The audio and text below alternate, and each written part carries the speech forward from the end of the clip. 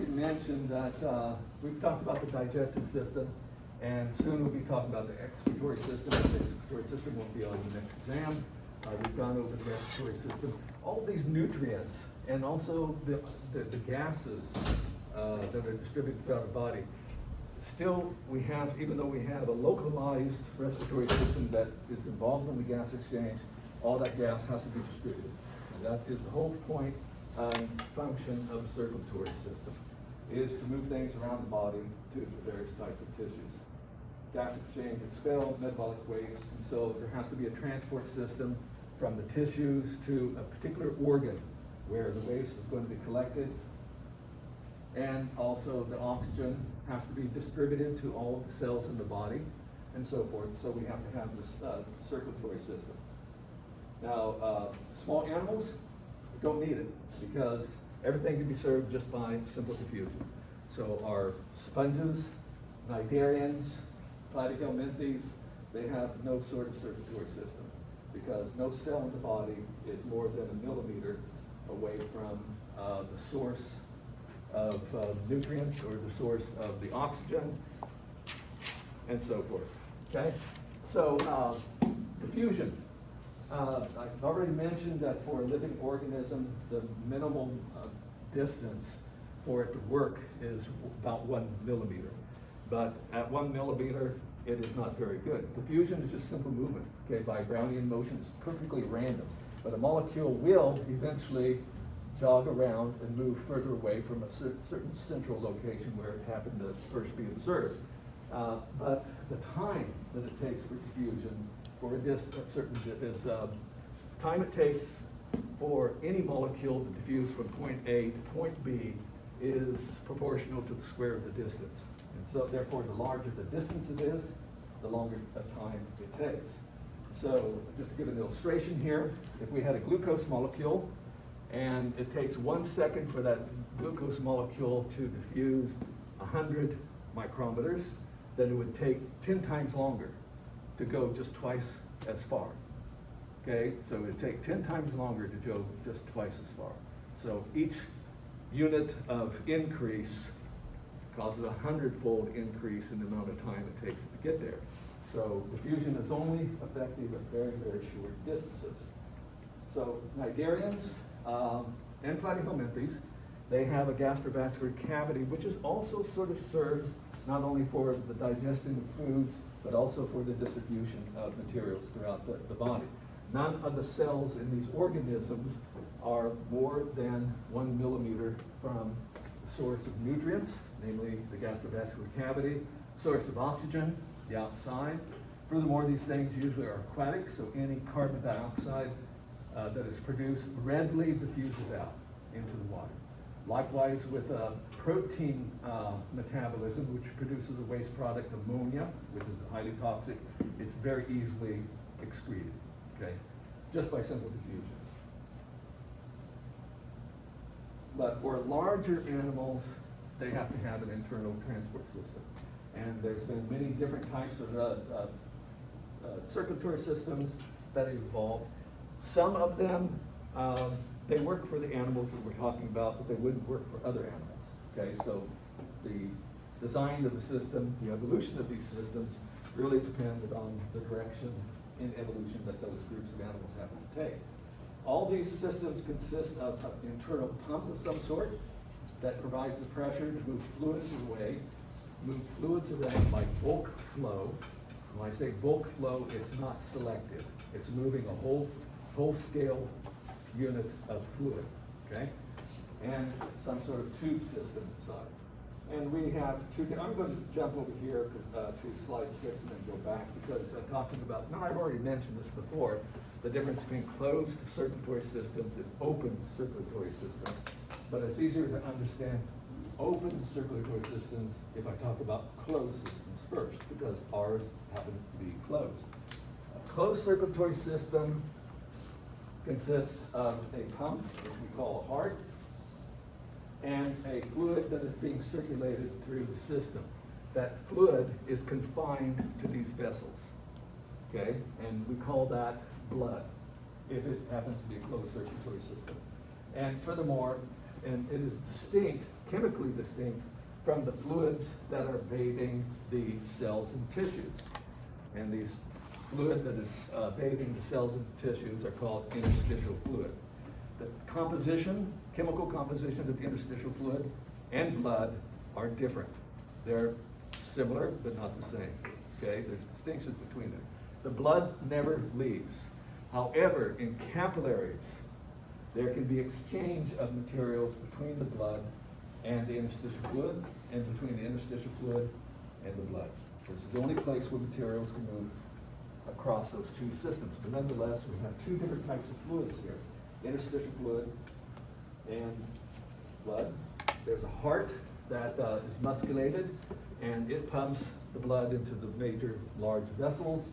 These vessels will branch into smaller and smaller vessels until they become capillaries, and this is the only place where any sort of exchange between the blood and the interstitial fluid can take place.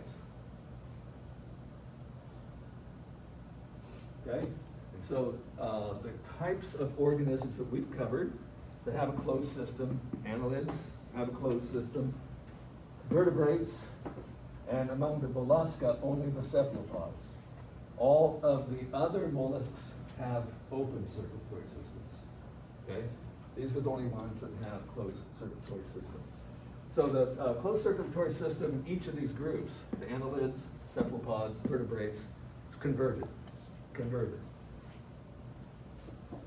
Because hagfish, remember hagfish? Probably should remember hagfish because it might be on this next exam coming up. The hagfish, they're craniates, okay, they're not vertebrates, but they're craniates, related. They have an open circulatory system, whereas all the rest of the vertebrates have a closed circulatory system. So somewhere between those two groups, the closed circulatory system evolved. Okay, now jumping back to open circulatory systems. Here, the fluid is not that is being pumped. There is a heart, and it does pump a fluid, but that fluid is not chemically distinct from the fluid that happens to bathe tissues. It has the same chemical composition. And furthermore, that circulating fluid is not contained always in a tube system, and therefore we technically will refer to that as hemolymph. Now, in textbooks and other articles, they will frequently still be calling this blood. However, there is a technical difference here between blood, strictly from a physiological standpoint, between blood and hemolymph. And so it has both the properties of blood and interstitial fluid. There's no difference. So in this case, there's a heart, and it will when it contracts, it does push the blood or the hemolymph into some sort of tube system that we'd call it an artery, just because it's going away from what is the heart. But then instead of going into capillaries, it'll flow into open spaces that are called sinuses. Okay, and so this open space, sinuses, then it's in contact directly with the tissues, the cells of those tissues, and it'll just sort of float around. Body movement will help stir it up, so as the insect happens to be moving, walking, then its muscles are contracting and stirring up this hemolymph, and eventually circulates it to the posterior part of the body. Now, in insects, the heart is real long. It's on the dorsal side, and it is just a musculated blood vessel. That's all. It has openings in each segment. It has openings that are called ostia. I think that's on the next one. Yeah, ostia. And that's just a technical word for any sort of opening, okay, that can be closed sometimes. And so this is taken into the ostia as the heart relaxes. Because as the heart muscle relaxes, then the diameter increases. Okay, and as the diameter increases, that creates low pressure, and that brings in the hemolymph. Then when it contracts, there are valves that close the ostia.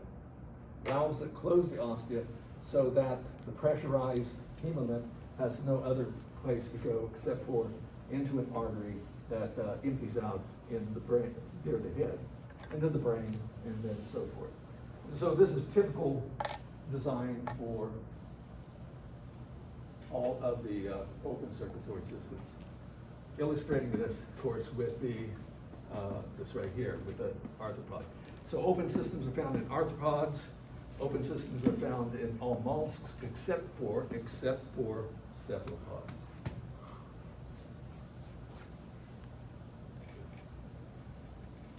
So I'm not going to do a bunch of comparative information with other groups of organisms. I'm just going to look at circulatory systems within the vertebrates.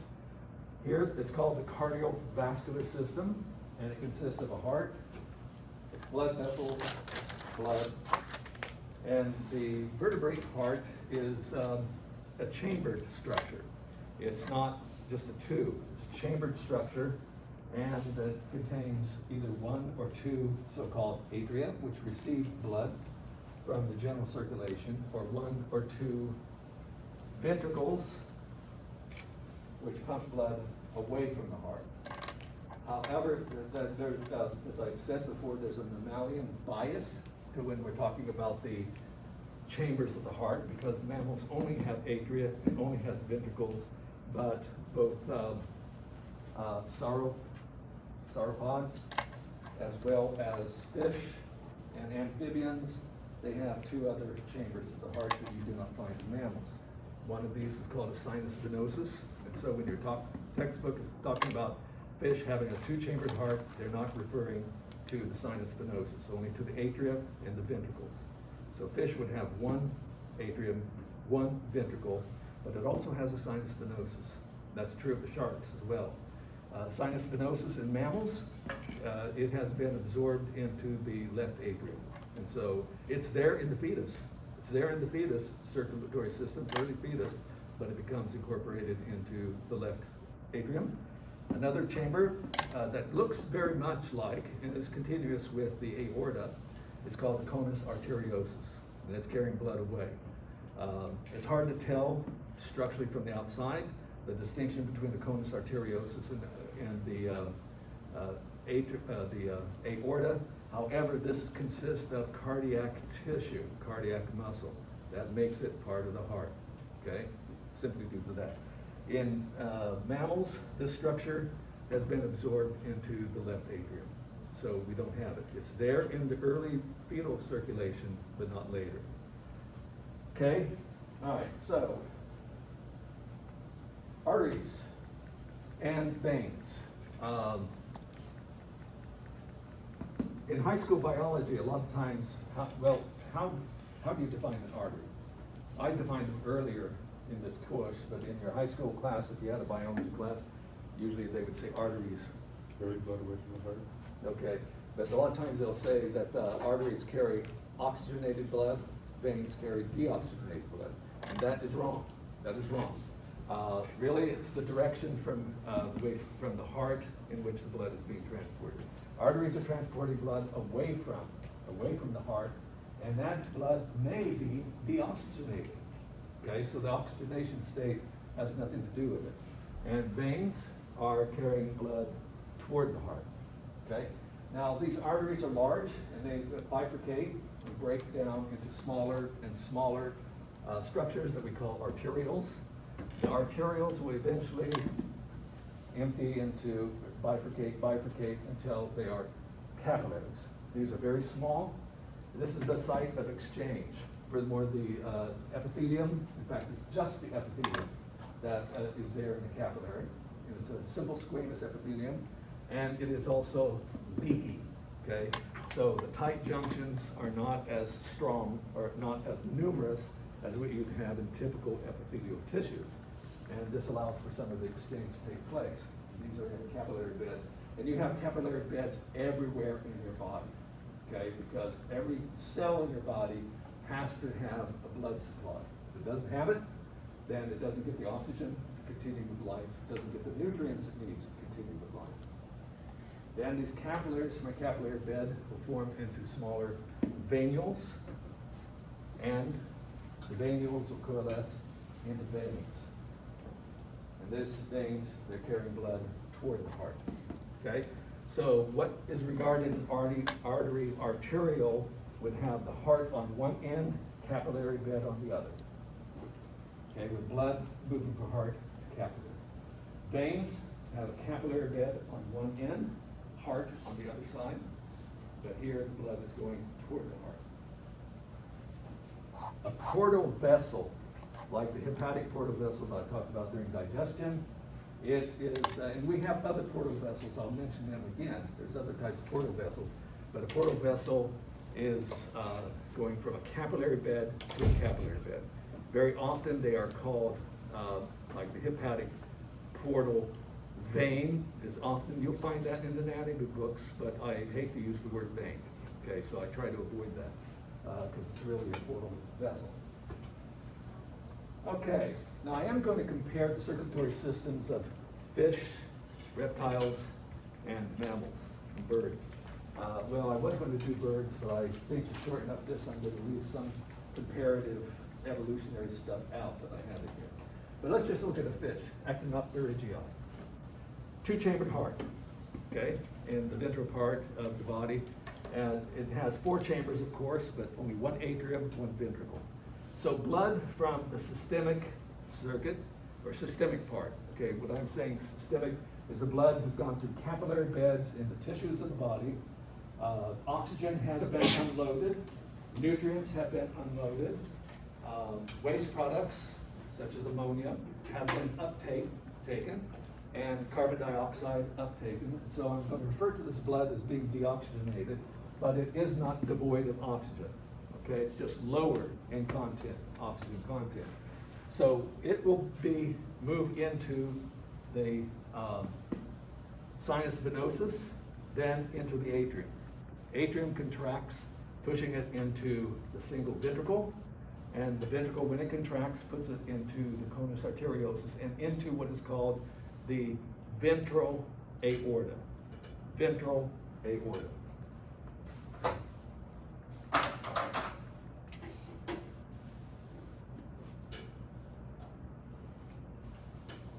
Okay. Now, what is significant here is we're going to be looking at two properties of blood that's going to be important. Pressure and oxygen content. Okay?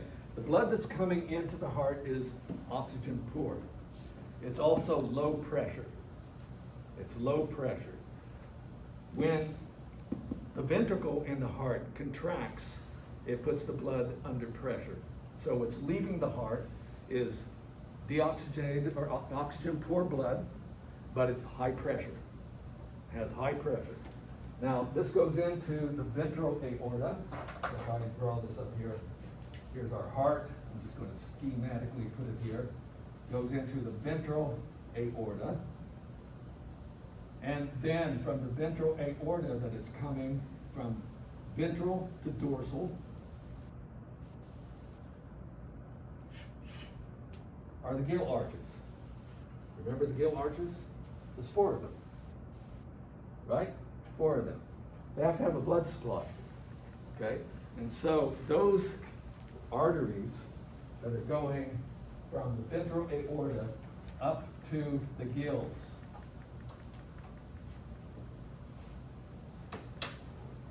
through lamellar capillaries. These are called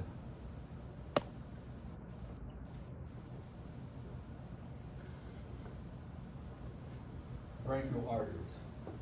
So there's four of them on each side. Okay, four on each side.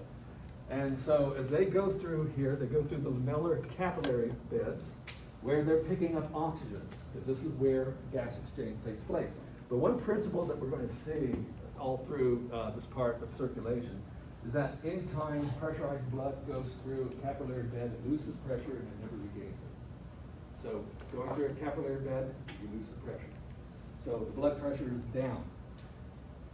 These will then go dorsally into, they're still called branchial arteries after they've gone through the capillaries, but they will go into what is called the dorsal aorta. Dorsal aorta, okay, above. And there's two dorsal aortas, one on the left side, one on the right side. The ventral aorta, there's just one, and it's right down the ventral midline, okay? So we have the blood going out ventrally, going up through the branchial arteries, through the gills, into, on each side, left and right, a dorsal aorta, that as that two dorsal aortae go backwards posteriorly, they join together into a single aorta that goes along the dorsal side. Okay, so that's the design and makeup here. So this blood now is oxygen rich, but low pressure. Oxygen rich, but low pressure. Then from the aorta, of course, there's branching other important arteries. For example, there's going to be a hepatic artery.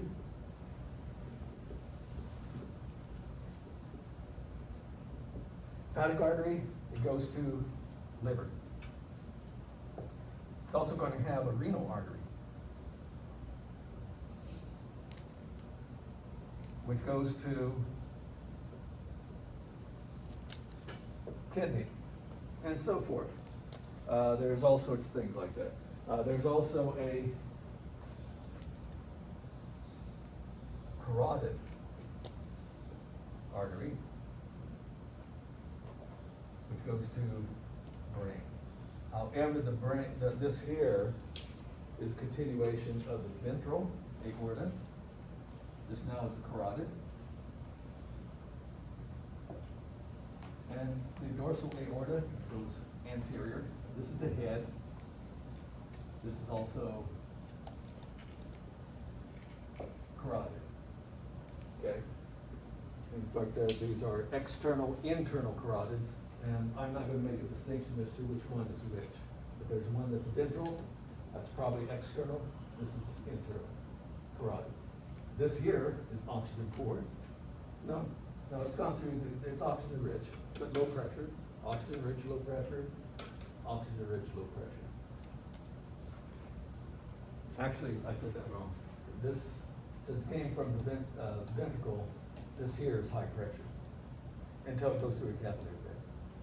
This here is low pressure because it's already gone through a capillary bed. And there's other capillary beds, okay? So we go through that, and we now have the blood that's coming out is low pressure, low oxygen, and it'll go back to the heart. Notice that there's just one single circuit. The blood goes to the heart once. Blood goes to the heart once. Okay, I've already said that. I should have put it up. Give you some time to make sure you have it down. So a single circuit.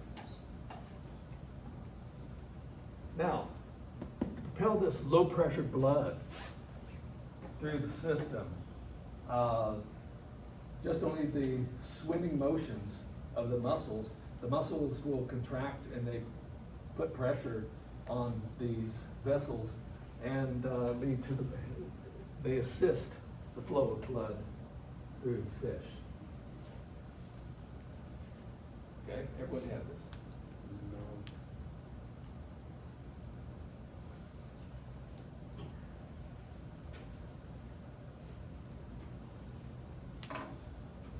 Got it?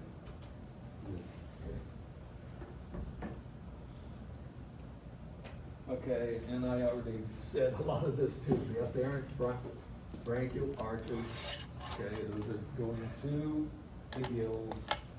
Blood pressure drops. And these branchial arteries, they're efferent. Those are two anatomical words that are probably important for you to know. Afferent, efferent. Afferent means going to, efferent going away. Because those words are going to come up again when we talk about kidneys. Afferent to, the reference being the gills. They're going to the gills. And efferent going away from the gills.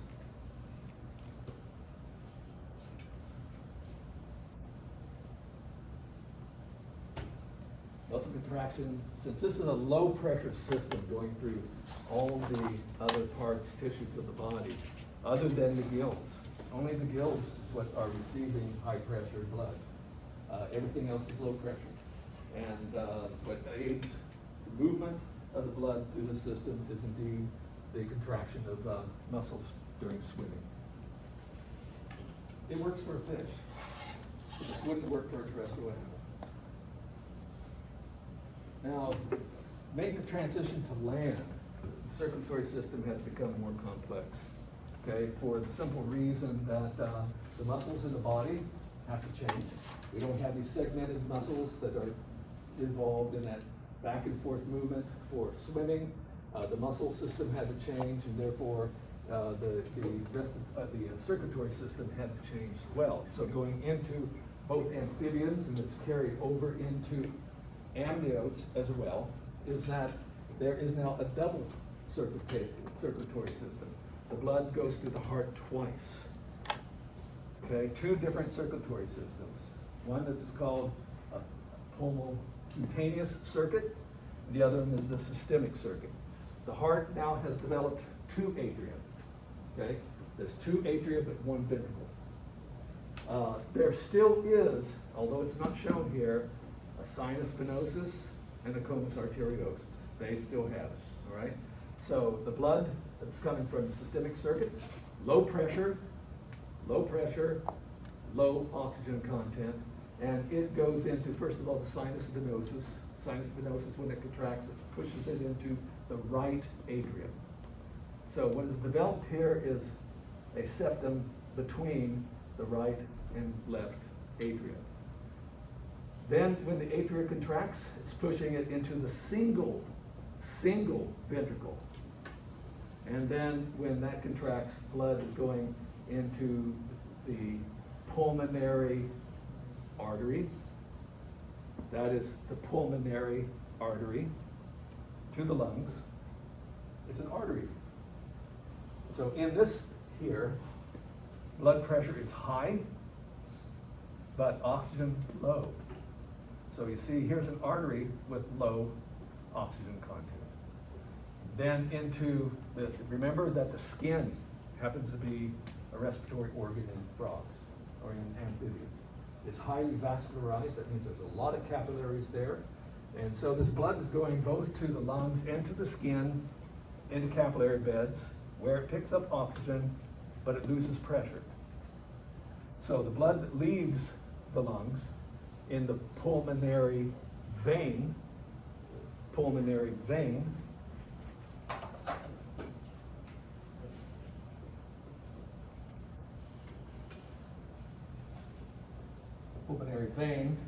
is oxygen rich, but low pressure. Now, due to, and then that comes into the heart, into the, once again, the single ventricle. And since there's a single ventricle here, you know, it's getting blood supply, deoxygenated blood from the systemic circuit and oxygenated blood from the pulmocutaneous circuit, and it can mix. Okay, now your textbooks a lot of times make a big deal of this, saying that this here is really inefficient, but really there is a flap of skin right here, septum. It doesn't completely divide the two ventricles apart, but still it does direct the blood pretty well that it comes in on the right side when the ventricle contracts. Usually that blood on the right side usually goes into the pulmonary artery. Likewise, when the ventricle contracts, that septum in the middle usually leads the blood that came in onto the left side of the heart will go through the aorta. Okay, so the blood is not as mixed as much as textbooks will give you the idea. It does mix. It's possible there. It does mix. You said blood pressure was high, but oxygen pressure was low. How come the blood What's pressure? that? You said, I think, for the pulmonary artery, the oxygen pressure was low, but the blood pressure. Yeah, because it was pressurized by the ventricle. The blood. Yeah, that's the whole point of the heart, is it creates pressure. Okay, the ventricles are creating pressure. Now, this atrium, when it contracts, it's only pushing the blood into the ventricle, that's all. But when the ventricles contract, they're pushing the blood out here. And so it's the ventricles that create the pressure on the blood. Okay, and so here the blood will go into an aorta, and in frogs, it still retains some aspect of the fish, in that it has a ventral aorta, no, it has two dorsal aorta. Okay, the gills aren't there anymore. in one of these, I don't remember which one, doesn't matter, has now just become, so you have an aorta coming out and going up dorsally, but you have one on each side, okay? And so there's two aortal arches that go up, and we have then two aortae, dorsal aortae, that then fuse together further back. And so some of this pattern of fish is still there.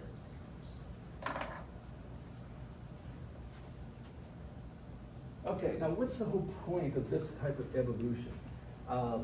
One of the things we're going to see is that in systemic capillaries, exchange between blood and interstitial fluid, blood pressure is really important. Okay, now low blood pressure in the fish wasn't so bad because the buoyant properties of water on the body are much different than the pull of gravity in air, and therefore the system you're living in is much different. We have to have this high pressure in the systemic circuit, or you don't get good exchange in capillary beds between the tissues. And so the whole point of this type of evolution of sending the blood back into the heart a second time is to pressurize it, okay? To maintain pressure of the blood in the systemic circuit. Okay, so, gosh, I should have put all that stuff right. This is referred to as a double circulation, right? So in Tetrapoda, I could have, when we went over Tetrapoda, I could have put this as an apomorphy, double circulation. But at that point, it wouldn't have made too much sense. In the fish, it's a single circulation, okay? You have a pulmoncutaneous circuit and a systemic circuit. That whole function or rationale for this evolution is to repressurize the blood that leads into the systemic circuit because it's necessary on land to create enough pressure for exchange in capillaries. Okay, everyone have this? Yes? Does that mean the systemic vein has high pressure and high oxygen? Which one? The systemic vein. The systemic vein here, Or is it that? because this is systemic vein. Oh, that's systemic vein and then down. This here is an artery. Okay. So in the artery, first of all, it's the aorta. Okay, it's aorta. It's high pressure, high oxygen. High pressure, high oxygen goes through a systemic capillary bed. It's now low pressure, low oxygen. Up here, the pulmonary vein is high oxygen, low pressure. Okay? Every time it goes through the heart, through a ventricle, the blood is pressurized. Every time the blood goes through a capillary bed, pressure is lost. Now, in archaeosaurs, some, and also of mostly non-archaeosaurian reptiles, it's still a double circulation. Still a double circulation. And so the principles here, I can go over this real quickly because it's basically not too different, except for when we get to archaeosaur, then the situation changes. We still have two aortae coming out of the heart. There's a left aorta and a right aorta, which is a continuation of this ancient pattern that was there in the fish to begin with. And so we have two dorsal aorta that will then fuse posteriorly, so all that is still there. Incidentally, these pulmonary arteries and pulmonary veins, they also evolved from one of these branchial arches. Okay, so we have, two of them got lost, but the other two have become the pulmonary vein, pulmonary artery, and the aorta, left and right aorta. Okay, now when we get to archaeosaurs, however, that septum, that is, okay, so still with non-archaeosaurian reptiles, snakes, lizards, turtles, is that they still have a three-chambered heart, okay? Two aorta and one ventricle. And so the story there is exactly the same, but when we get to archaeosaurs, So crocodiles, because this is exactly the way it is in birds as well, is that that septum has now completely separated the ventricle into a left ventricle and a right ventricle, so that there's no possibility of the mixing of blood. So we now have a four-chambered heart. Two ventricles, two atria. Okay, so basically you have two hearts, basically. The right side of the heart, its function is to receive blood from systemic circulation and send it to the lungs. The left side of the heart, its function is to receive oxygenated blood from the lungs and send it into the systemic circuit. But the pressure issues that I said before is exactly the same. Now, for crocodiles and alligators, they have an interesting thing they can do when they submerge. When they submerge, they're not in contact with air, and they can stay down for a long, long time. Okay, so why send all this blood through the lungs when you can't be breathing? And therefore, they have a little. We don't need to worry about its name, but there is a vessel at the pulmonary artery that it can shunt blood over directly into the aorta, so that when it's submerged, this blood that comes into the right side of the heart just bypasses the lungs, most of it, until it resurfaces to breathe again. Okay, it's just the way, because otherwise it's wasteful to send it through lungs, all that blood through lungs, that doesn't matter. Now, when we get to birds and mammals, we still have a four-chambered heart. And it's the same story. The atria are receiving the blood from the systemic circuit, but in mammals, it is only the left atrium that's left there. The right atrium is not there, or not atrium, the aorta. Because in reptiles, they have two aortae, a left and a right. Okay, just like up here. There was a left and right branchial arch. So they still retain two aorta, left, right, but in mammals, it has been the left one that we retain, the right one we don't have. And in fact, the right one has been fused to another important artery called the branchiocephalic artery, okay? And so it doesn't serve as an aorta. We'll get to that type of artery when we do fetal pigs. You don't need to worry about it right here. Birds, they went the opposite direction. They have lost the left aorta, they retain the right aorta. So birds and mammals have just one aorta, one aortic arch, either on the left side or the right side. But that all goes back to the evolutionary pattern that existed in fish, or the ancestors of fish, the ancestors of all this group. Okay, so double circulation, same story. I'll run through it again. Blood coming from the systemic circuits, low pressure, low oxygen.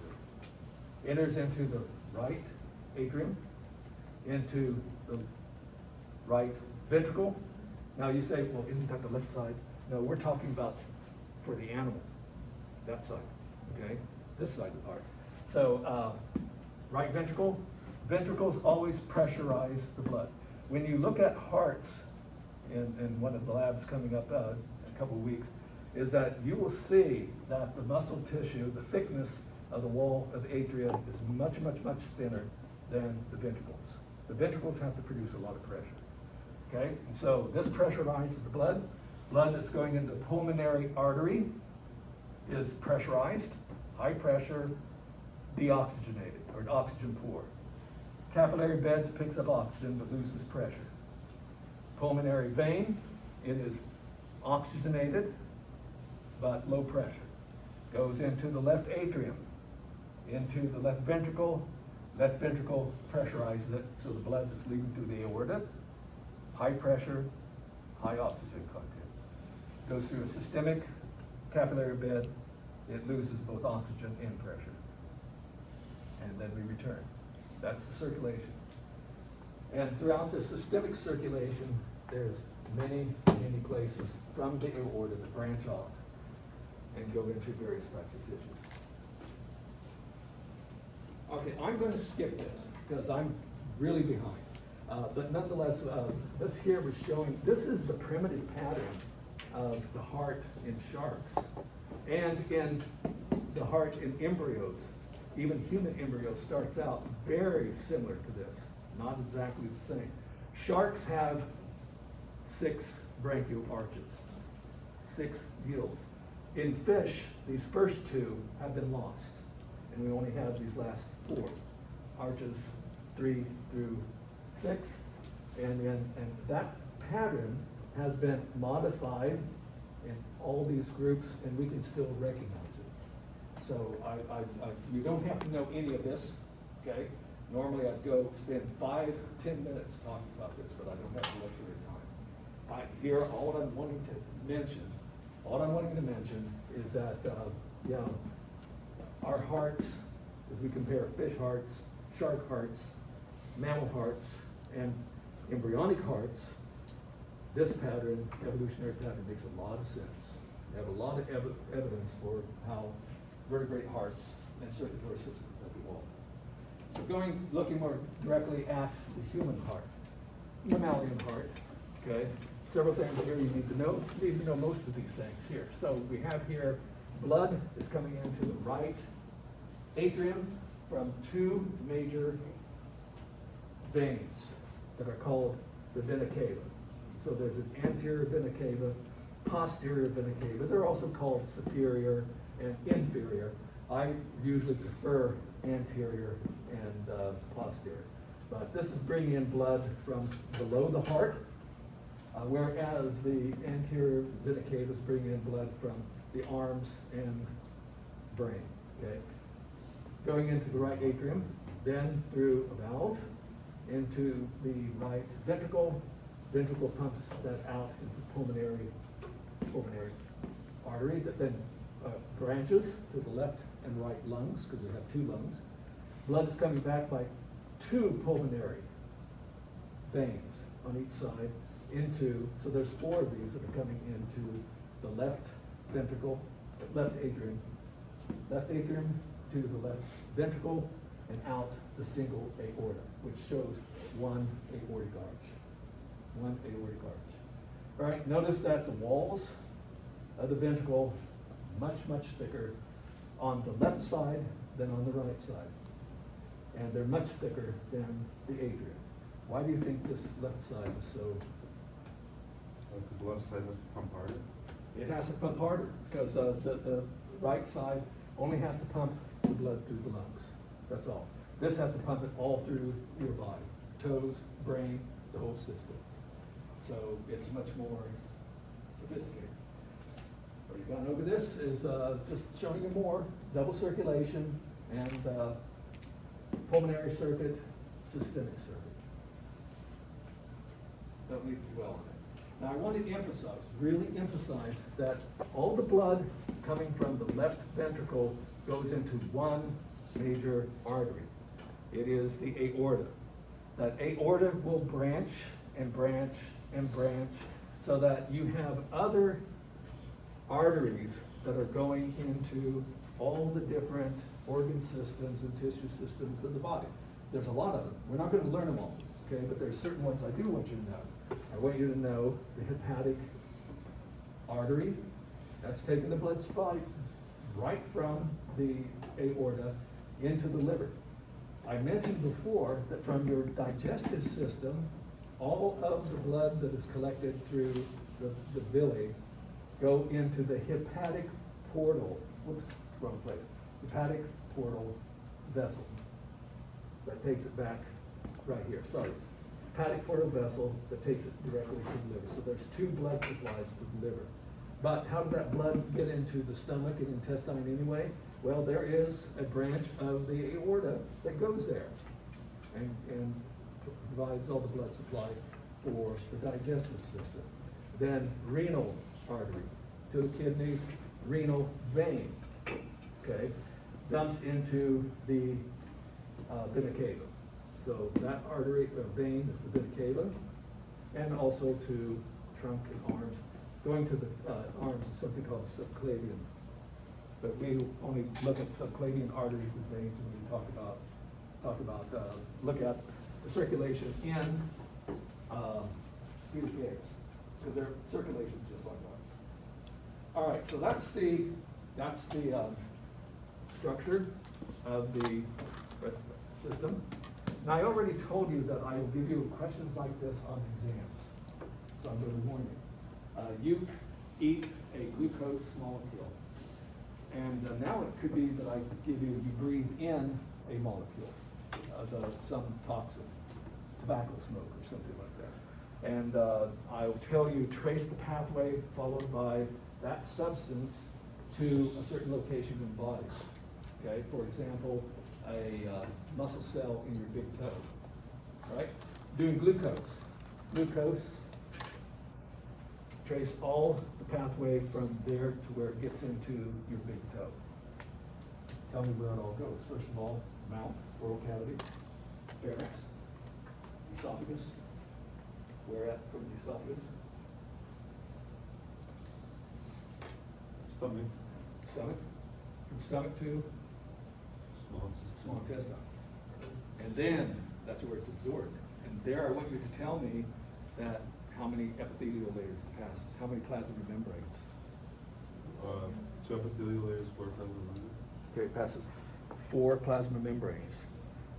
The apical membrane of the epithelium, basal membrane epithelium, interstitial fluid, then the basal membrane of a capillary cell, apical membrane, capillary cell, now it's in the blood. Blood. Where does it go from there? Hepatic portal vessel. To liver capillary. And we're assuming it's not going to be taken out, okay? I want you to have the shortest possible route from there, where does it go? From a hepatic capillary.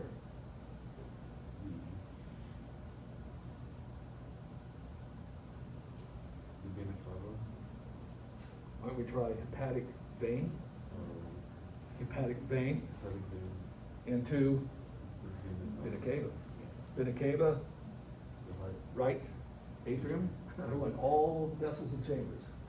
Okay, right atrium, To the right ventricle. right ventricle, pulmonary artery. Pulmonary capillary bed. You can call it alveolar capillary bed, but don't say lung. I'm wanting to know the tubes.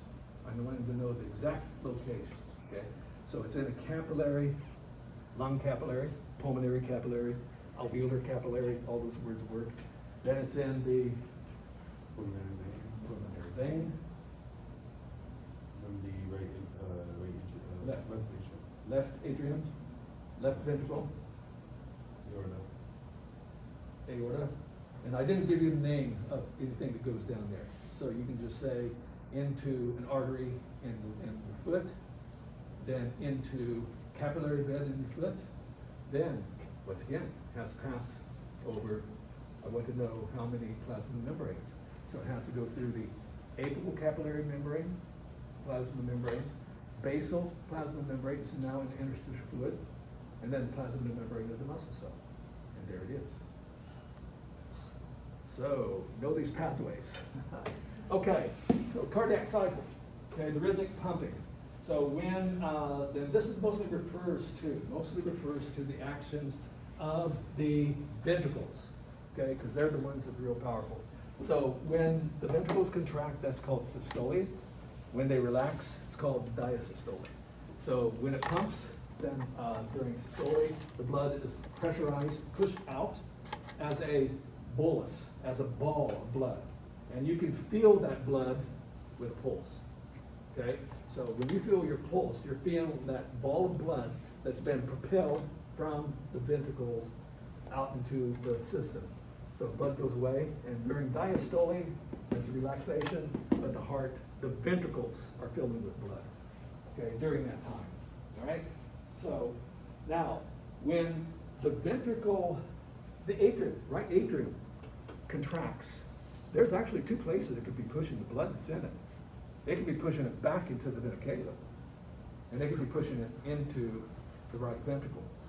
There are valves in the vena cava that are like one-way doors that allow the blood, when the ventricle when blood comes in, they open into the ventricle, but then when not the ventricle, the atrium, but when the atrium contracts, those shut, and they prevent the backflow.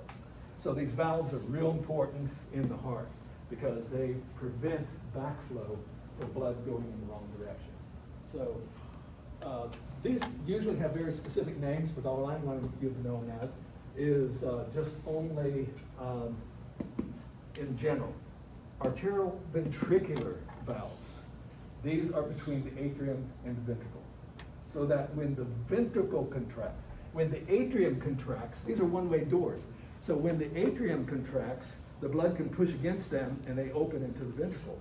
But when the ventricle contracts, they slam shut. Okay? They're prevented from allowing blood to flow backwards into the atrium. And so there's between both left, right pairs of atria and ventricles, they're there.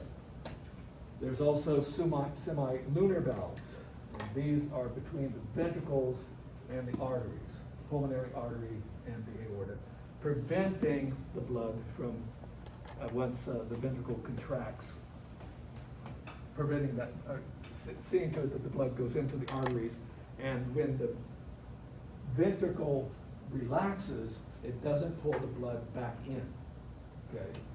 So these are the semi-lunar valves. There's other valves there, but these are the ones that are real important. So the pumping in the heart makes no sound. The heart makes no noise. Movement of blood makes no noise. You don't hear the movement of blood. And you can hear this boom, boom, boom, boom of your heart, right? That's not the blood. That's not the muscle contraction. That's these valves shutting. They shut very vigorously, okay? And so these heart sounds, that lub-dub sound, that comes from the shutting of these valves. So when you hear that the first sound, that is the shutting of the forceful shutting of the atrial ventricular valves, okay? And then the second sound, that is the recoil against the semi-lunar valves. Okay, the semi-lunar valves are coming shut, and they make a pretty good noise.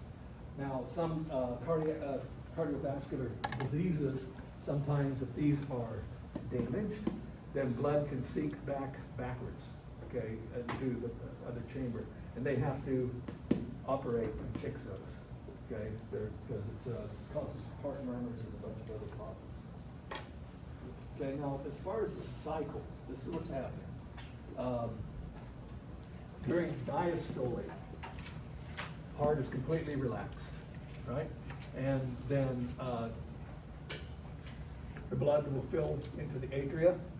Now there's atrial systole. That's not up here, because we can make a distinction between atrial and ventricular systole. So, but this here is referring to the ventricles, okay, since that's the main pumping part here.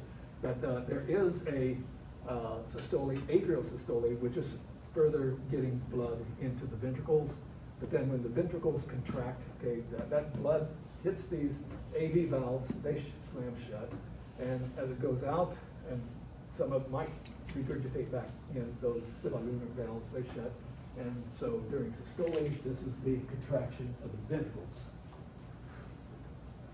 Now, how much blood is pumped? Blood is pumped, and usually that's referred to cardiac output. Cardiac output is referring to how much blood is the left ventricle pumping, okay, the left ventricle. And that is due to the heart rate. What is the heart rate? Heart rate is the number of times per minute that the heart contracts, goes through a cycle, systole, diastole, all right? And you can obtain this, either this heart rate, which you will do with a stethoscope. You can listen to your heart. And one lub-dub, that's one cycle with heart, okay? Or you can take your pulse, radial pulse, out here. Because every wad of blood that you feel, that you're feeling the artery stretch and recoil, because when the ventricle contracts, it is sending out a ball of blood. And that ball of blood stays intact until it goes down your system, it'll eventually dissipate. But in these places, like your radial pulse, you can still feel that ball of blood go through. So you can feel it stretch and contract, stretch and relax. And there's just as many of those contractions as the heart beats. Another place is the carotid artery, okay, up here, just on your voice box. Take your two fingers here, don't use your thumb because you have a pretty good pulse inside the thumb. These two fingers, and get right in between there, you can feel pulse there too. Okay, that's a carotid pulse. Both of them should be the same, okay? It doesn't matter if one's closer to the heart or not, okay? It's still the number of times the heart happens to beat. Times stroke volume. Stroke volume is how much blood fills the left ventricle. So heart rate, stroke volume, typical stroke volume might be about 70. It changes though. It changes with, both of these can be changed due to activity. So if you're exercising or running up the stairs, both of these will go up, okay, to adjust homeostatically to what needs to be done within your body. And so here, typical, resting, 70 milliliters of blood per beat, times 70 beats per minute. That's almost 5 milliliters, 5 liters, 5 liters of blood. That's almost the whole amount of blood in your whole circulatory system is going through your whole system in 1 minute. Think about when you're exercising, it can increase 40 times. It could be quite a bit more than this. Okay, now heart rhythm. Hearts can either be myogenic or neurogenic. Now what this means is that the hearts have to have a certain rhythm. And furthermore, that rhythm has to be adjustable. And usually this adjustment of the heart rhythm is done by the brain, and you're not conscious of it, okay? It's just done. The brain can, there's sensors there, they understand what's going on in your body, and they adjust to it. Now, a neurogenic heart is one in which every heartbeat has to be initiated by a neuron, by a signal from the brain. The brain says go, and it beats. Go, and it beats for every beat. A myogenic heart, on the other hand, has some tissue that sets a rhythm. It doesn't have to have neurological input. It has to have neurological input for modification, okay, to speed it up, slow it down, and everything, periodically. But still, it has a pacemaker that sets the rhythm. It can create electrical signal itself. And our hearts happen to be myogenic hearts. Okay? In our hearts, in the right atrium, there's a patch of tissue called the sinoatrial node. And it can produce electrical signals just like neurons can. And the nature of these electrical signals, when we get to the nervous system, I'll go over it there. We'll concentrate on here. But nonetheless, it is electrical signal. So this is called the pacemaker. And it can create electrical signal that it will first of all send into the atrium, into the muscles, and then this, the propagation of this electrical signal is very, very quick, okay? So it spreads through all the cardiac muscles in both the left and right atrium. Instantaneous, instantaneous. And that leads the atria to contract. Okay, the atria will contract. Now, how can this be done? Okay, these electrical signals are actually not electrons, like in our electrical appliances here. It is a movement of charge, but that movement of charge is sodium and potassium currents. Sodium and potassium currents, and the nature of that we'll talk about a little bit later on. Now, for this electrical signal to move so quickly, since we're talking about ions that can't pass through plasma membranes. Ions cannot pass through plasma membranes unless they go through a channel, all right? But there's special types of protein junctions here that I haven't mentioned before that are called gap junctions. So we have muscle cell, and then an adjacent muscle cell where we have this gap junction. And from the pacemaker cell that generates the electric current, that electric current can move through the gap junctions without crossing and being delayed, without being delayed by a plasma membrane. And so the cytoplasms are continuous in cardiac muscle. Okay, this allows this current to move through these cells very, very quickly. But we need to have the atria contract first and then the ventricles. If they did them at the same time, it would be a mess. They have to be out of phase. Atria first, then ventricles. So this electrical signal that's produced by the sinoatrial node, it cannot cross over into ventricular muscles. There's no gap muscles, or no gap junctions there. Instead, between the atrium and the right ventricle, right atrium, right ventricle, there is another patch of material called the AV node, atrioventricular node, that it is the only passageway that electrical signal could go from the atria into the ventricles, okay?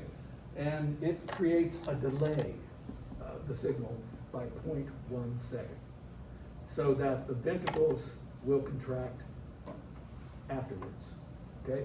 Furthermore, this does not allow that signal to go directly into the cardiac muscle. The ventricles have to start the contraction from the bottom and squeeze upward, because that's where the exits are, okay? Not from the top squeezing down. That would create a problem. And therefore, that signal, okay, here's the atrioventricular node, AV node, and it allows the signal to go by down these special tissue that are called bundle branches to the very apex of the ventricles, and then up the sides of the wall, so that that electrical signal is first of all propagated way down here, and then cardiac muscles are contracting and pushing upward. And so this is the heart rhythm. And we can measure it, and you will on the blood lab. You'll hook yourself up to electrodes, and you can detect these electrical changes by what is called EKG, electrocardiogram, okay? Because they can be amplified. You're going to have two different electrodes, one that you put on your left arm, right arm, and the ground on one of your ankles, set very, very still, and you'll be able to see this EKG. Now, what you're measuring is you're not measuring the contractions of the muscles. You're measuring the electrical signals, okay? That's what you're seeing. But those electrical signals still coincide with the patterns that happen in the heart. So there's something here called a P wave, okay, that starts when that electrical signal starts spreading through the atria. And it's simultaneous with contraction of the atrial muscles. That's called the P wave. There's a little bit of a delay. Then you have something that's called QRS, big spike like this, and that coincides with the ventricles contracting. Then, right here, as it goes all through there. And then something called the T wave that follows it. That T wave is when the heart muscle is repolarizing. That is, sodium potassium ATPase has to pump all the sodium potassium to the right parts, even sodium out, potassium in, to put it into its original condition. Because what these electrical signals happen to be is the influx of sodium into the cell and the efflux of potassium out of the cell. And that's what is happening right here, okay? But it has to go back to its original condition.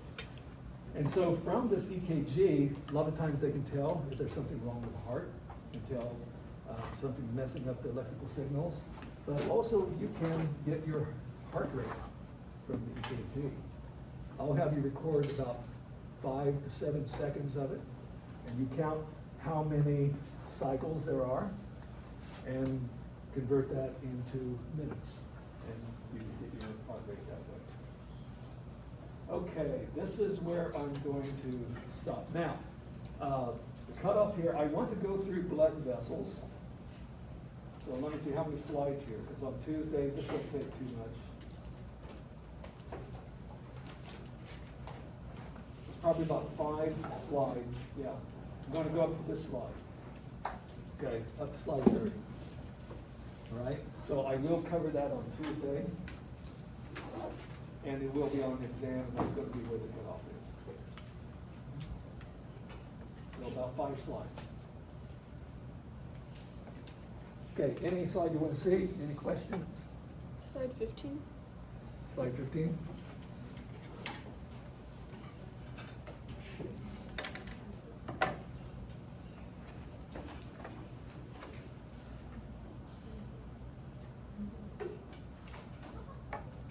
Or maybe it was 16. This will not be on the exam. I think it was 16 then. It was the one where you were describing the passageway in the heart. That? Or is it this? Oh yeah. So do we need to know the You passage? need to know the things I've talked about. This, AV valve, and, SB valve.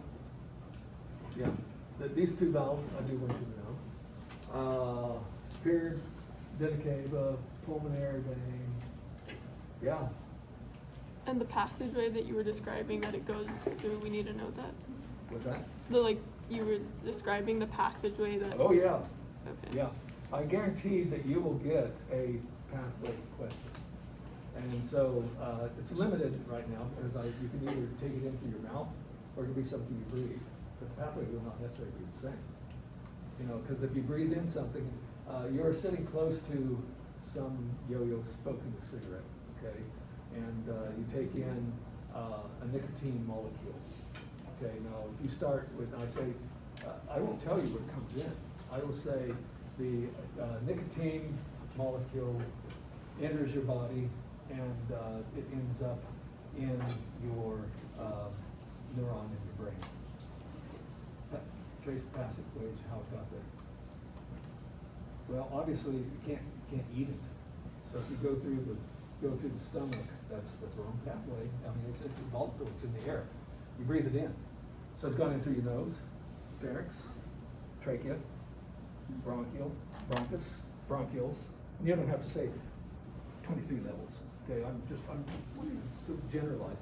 Just like when it gets into the bloodstream, you don't have to say venules, arterioles. I'm wanting big picture. Okay, so yeah, so it goes into a bronchus, into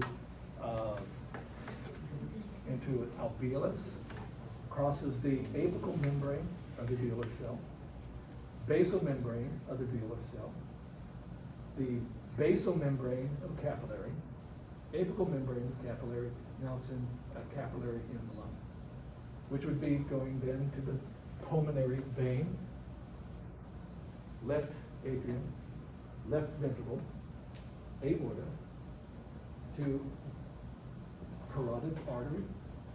Carotids go to the brain. And then an artery, a capillary bed in the brain. Nicotine would go through the apical membrane, plasma membrane of the blood vessel, of the capillary, basal side of the capillary cell, plasma membrane of the neuron. It goes in, doesn't go out. And that's it. And you don't have to say basal side or apical side of a neuron because it's not an epithelium. So if it goes into a fat cell, you don't say apical or basal membrane. The only time you say basal or apical plasma membrane is if you're dealing with an epithelial tissue. Okay? And you should be happy that I haven't gone over the kidneys yet, because that increases